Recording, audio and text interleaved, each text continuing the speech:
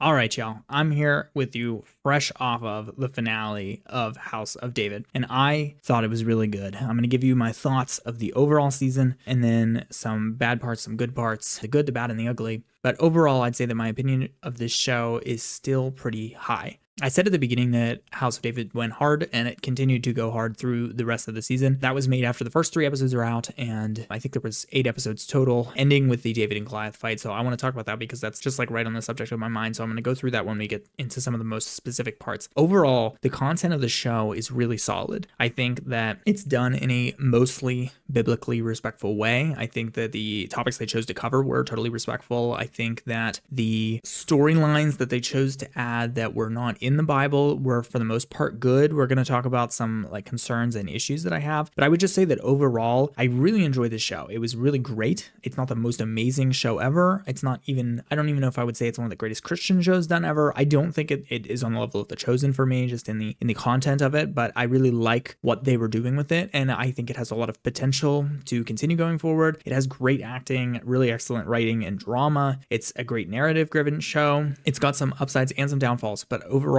I really enjoyed House of David. Every episode of it I thought was really good. I thought it was well paced. I thought as a television show goes, it really shined in that aspect of being just a television show that's about characters from the Bible. If you just look at it from that aspect, it's really strong. But now we get into what everybody wants to know, which is like the theological points. How does it line up with Christian theology? How does it line up with the Bible? Does it match and does it fit? What I would say is, for the most part, I think that House of David does a really good job. I think that there are no major Bible contradictions present in the show. Much like when I talk about The Chosen, there is just nothing in there that is completely made up, a complete falsehood that contradicts the story of what's actually being told. Now, there is some things that I would say, there is some things that are completely made up, I guess you would say, but not. My point is that they don't contradict necessarily what the biblical text says, or they're used to set up something or used for a narrative purpose. We're going to go through them specifically. So let's talk about the last episode in detail since I'm fresh off of it. Overall, I thought the pacing of this episode was just excellent. The build up to the David and Goliath fight was just excellent, and all of that kind of stuff is just super well done. I loved Goliath's portrayal in the show and those kind of things. I thought all of that was good. Specifically, I think that in the final battle, the biggest thing that you're going to hear about is David being hit by the spear, maybe, and then like having to get back up and like prove his point. I think it's fine. We're adding essentially to the biblical account. The biblical account says like Goliath walked forward and David threw a slingshot and it sunk in. It doesn't give us any other information. It doesn't say those are the only things that happened, so it's certainly possible that there was a little bit more of a battle to it. Nobody ever expects the David and Goliath story to be a full-fledged battle, so I'm glad that they didn't do that. You could see why, from an action standpoint and from a tension building and drama standpoint, that they would choose to kind of prolong it in the way that they did, which I actually, like I said, thought was not bad, with having David kind of like dodge a couple of spears and then he gets hit by one, then he gets back up, and it just is like dramatic timing and stuff like that, and it's better than what they could have done. I think there was a risk that I was semi-concerned about, that they try to make it like a full-fledged battle, like a fight between the two of them, and then David's the one that comes out on top, or they try to get other characters involved or something like that and really take away from the essence of what is the David and Goliath story. But I think they captured the essence of the David and Goliath story, which is like David, because of his faith in God, triumphs over Goliath. And I think they made that point pretty well. The other thing that strikes me from the last episode is the presence of Saul's daughters, which is sort of important. Also the presence of Jonathan. I want to talk about those two things. The presence of Saul's daughters it's just not mentioned in scripture at all. We're going to talk more about Michal and David's relationship, but the reason the writers wanted them there is so that Michal could witness David doing this thing and also give him encouragement and also give him a kiss. I'll cover all that when we talk in a moment just about their relationship. I'm more interested in Jonathan in this essence. I think Jonathan's portrayal in the show is really good, but it seems to me like they weren't sure exactly what to do with Jonathan because the Bible is so favorable towards Jonathan, and they wanted to make him like an important character and show that he also trusts in God and has good senses and is essentially the good son. Like Jonathan and Michal are very much shown to be the good sons of King Saul, and they have less character flaws and things like that, and they believe in God, and Jonathan is seen to trust in God and believe in God, and he's an incredible soldier, and they make mention of the story of Jonathan and his armor bearer killing the warriors and some other stories like that that are important, I think. So they do a good job to me of portraying the fact that Jonathan is an important character. In the last episode, they choose to have Jonathan attempt to assassinate Goliath in his camp, and then he gets caught and captured and interrogated, and that is of course not biblical. I reviewed the account just tonight while watching, and the Bible does not not have anything about Jonathan until after Goliath is slain. So it does not tell us what Jonathan is doing for the entire buildup, the encampment. We don't know where Jonathan is. And then essentially at the end, after David is being commended for what he did, it says that Jonathan essentially loved David from the moment that he met him,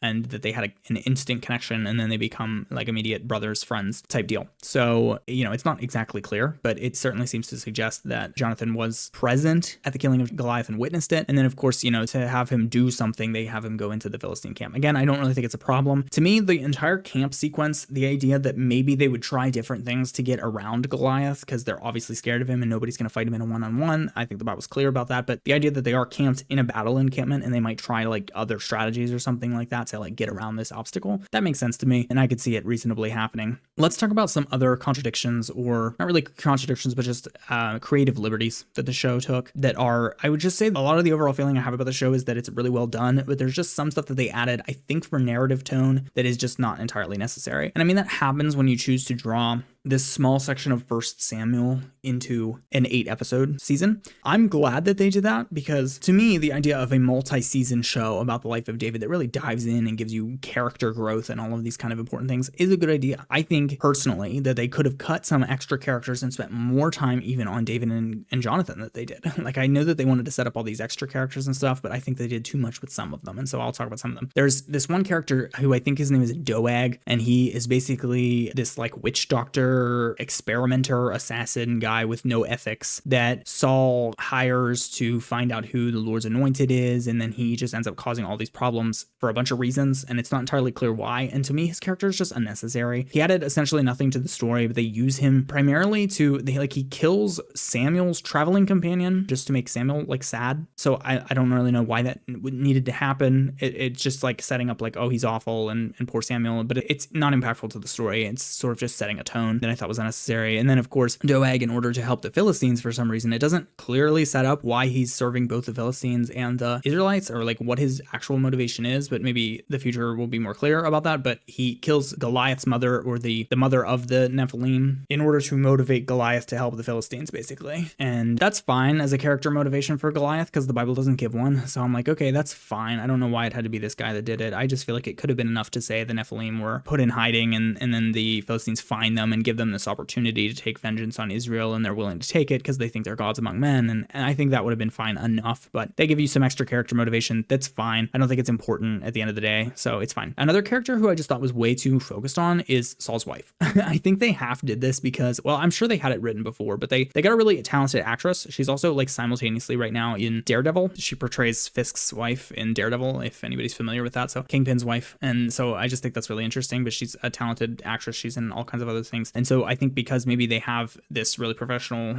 kind of B-list, like high B-list actress in the show, they're like, okay, we're going to use her. That's how I felt about it, but I'm sure that the character was written beforehand. But anyways, they make her over important, I would say. And they kind of add this whole element of how she's like corrupting Saul's household and tearing everything down from the inside, which I also think is an interesting focus because they change Saul's family quite drastically. Like, Saul does not have one wife. He has like multiple. So I just feel like there's some weird focus on Saul's wife. They just really wanted her to be a character and kind of increase the drama of the household. I think they want to go somewhere with it, but I guess it's not necessary to me, I guess. I'm just not convinced. I don't know why. I don't know why they chose to do it that way. It's fine, but I would have preferred it left out, but I think that it works fine in the story. And I do find those moments interesting. There's good acting, and narratively, I think they're interesting, but biblically speaking, I'm not sure if I would decide to go that route. There's a few other just like overarching things that I didn't like as much, but I don't think that David spent enough time with God. That's a little bit of one that I've kind of heard around the thoughts on the show generally. For people who are, I think a lot of people are enjoying it, which I think is a good thing. But for those of us who really are passionate about our biblical entertainment being accurate, I think one thing that The Chosen does so well is that it doesn't get rid of anything that Jesus says. And I think that the House of David show has a lot of biblical quotes. Like, even in the finale, you have David quoting like the exact lines in the Bible that he says about like Goliath defying the Lord of hosts, and that the Lord will deliver you into his hands. But then I think they add a couple of other lines about like David and his courage and his incredibleness that I just don't think is the focus. I think David is focused on how God can deliver the battle. And there's just this overall sense in 1 Samuel. This isn't saying that David is perfect, but he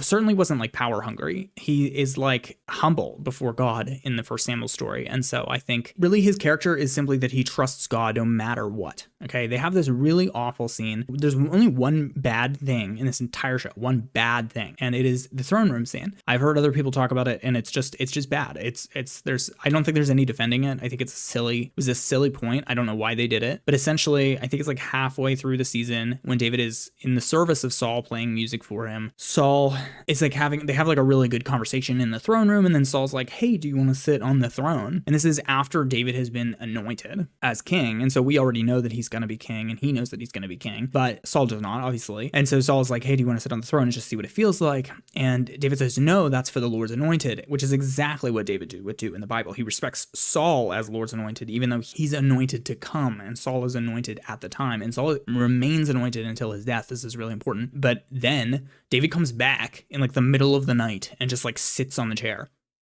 David of the Bible would never do that. Okay. Now I know that David makes mistakes in the future. He sure does, but the Bible is pretty clear about there being like reasons for that and failures for that. David is the person who is after God's own heart. He simply would not do that. He was not power hungry. He was not trying to get to the throne. And I think the show kind of takes that perspective. That's how they read David. And I do think that that's incorrect. So that's of all the issues that I have, I think that's the biggest. I think that biblically speaking, David would be more focused on God than himself. It would be all about God and serving God's purpose and where God wants him to be. Like if God wants him to be king, then he'll be king. But this David is really kind of like feels like he's not good enough, and he hates being a shepherd, and he wants to be more than a shepherd, and he feels like he's confined to the flock. And I don't think all that's necessary. I don't think that's biblical. I don't think that's the character of David. David is perfectly happy where he is, but he wants to serve the Lord and however the Lord would serve him. And so when he goes to the battlefield and he sees this giant, he just has to intervene because he's like, why is nobody else faithful in the Lord? Like that's the essence of the story. And just to showcase that, like how he's not power hungry and how he respects Saul as the Lord's anointed until the time of Saul's death. Even after David is anointed and people are in favor of him, Saul tries to kill him, and David, instead of fighting back or riling up the people or any of those things, literally flees into the wilderness for like years and runs away from Saul and has multiple opportunities to kill Saul, but does not take them because Saul is the Lord's anointed. And then when Saul eventually does die, David actually punishes a person who takes credit for it falsely because he's like, do you not know that Saul was the Lord's anointed and no one should have laid hands upon it? So totally misunderstands David's relationship and respect for Saul. I would just say that focusing on God is just an important aspect of the story. God is very much a character in 1st and 2nd Samuel. He's an important character. So the show doesn't have to preach. Like we've talked about this before, Christian entertainment doesn't have to be preachy, but God is a character in the story. He needs to be a more important character. The reason that they're fighting is about God. The reason that David triumphs over the giant is because of God. And I think they do a decent job of that. I do think that they focus a little heavily on Samuel.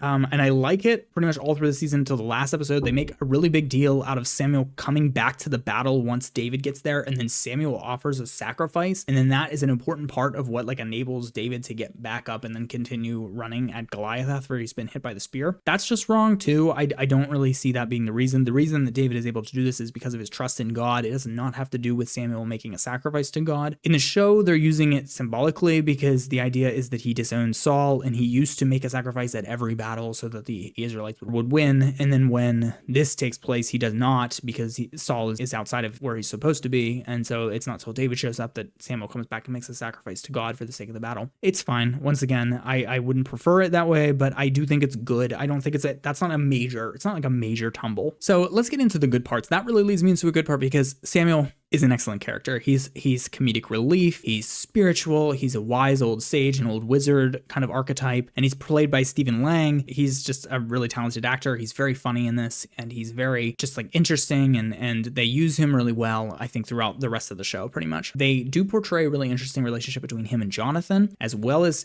between him and David later on. But I think overall, he's perfect casting and just an excellent character, and very fun to watch in every scene that he's in. He's just a show stealer, except for that scene where his friend gets killed for no reason. I think that's silly. Either way, the really good part about the show is the focus on supernatural theology. I think the supernatural theology of the Old Testament really shines. I think they did their homework on this stuff. There's a lot of influence from good Old Testament theology and Second Temple Judaic literature, such as the Book of Enoch and things like that. Not to say that that's scripture. I don't want to have to dive in this conversation again, but please, I have a video coming up that is about a lot of stuff in the unseen realm, and I think it's going to be really, really good and really important in conveying my view on these things. So just hold out for that. If you want to argue with me about how we shouldn't take the spiritual view from the Book of Enoch, just wait until you read that and stuff like that. But I do think that their theology on the Nephilim, the giants, the fallen angels, and that kind of stuff is really strong. I think that they portray that they understand that the entire David story is spiritual and is focused on a warfare in the spiritual world. This is a war between God and the Nephilim, essentially. And that is actually an important part of the David and Goliath story, and I'm glad that they chose to focus on it. I'm glad that they chose to focus on the giants. They made them real giants, not just like big lads,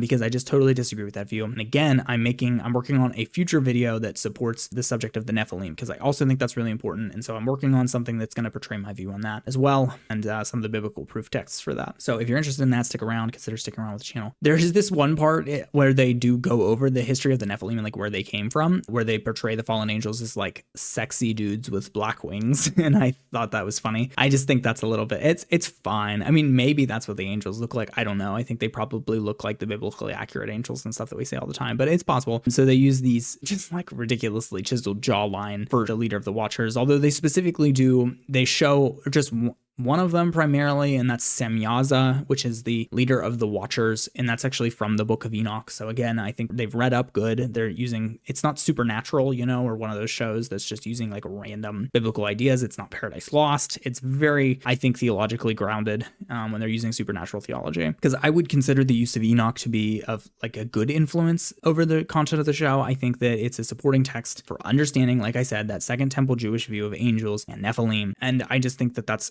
a valid view. It's more than just the Book of Enoch too. It's reiterated in other apocryphal texts like the Book of Giants, and very notably in the Babylonian Talmud. Like the second generation of the Talmud essentially also uses Semyaza and the Nephilim and focuses on that story. So we have a lot of kind of extracurricular things that back up that Second Temple Jewish view. In any case, my point is that the supernatural theology really shines in the show. So I think the focus for them is not adding. Some people I feel like would accuse them of that. And that's actually I think this is just a problem with modern Christianity, which is that we don't understand the supernatural worldview of the Bible. So people are going to be like, oh, they're adding all these giants and angels and mystical stuff like that. And that's one of the critiques I have the show I do not want to see, because that is not true. This show, I think, is doing a great job of recovering the supernatural view of the Bible, which is something I'm trying to do on this channel really heavily, because we like to disregard the existence of things like giants and tormenting spirits, but they are fully real and very important to the story of the Bible. We just want to skip over those things. Your pastor doesn't want to talk about them, but there were giants on the earth in those days, and I think it's really important, and the show focuses on it really well. That leads into Saul, his portrayal of being demonically oppressed or demonized, which I think is done really well as well. They do give him the spirit of Agag, I think, which is the king that Samuel kills at the beginning.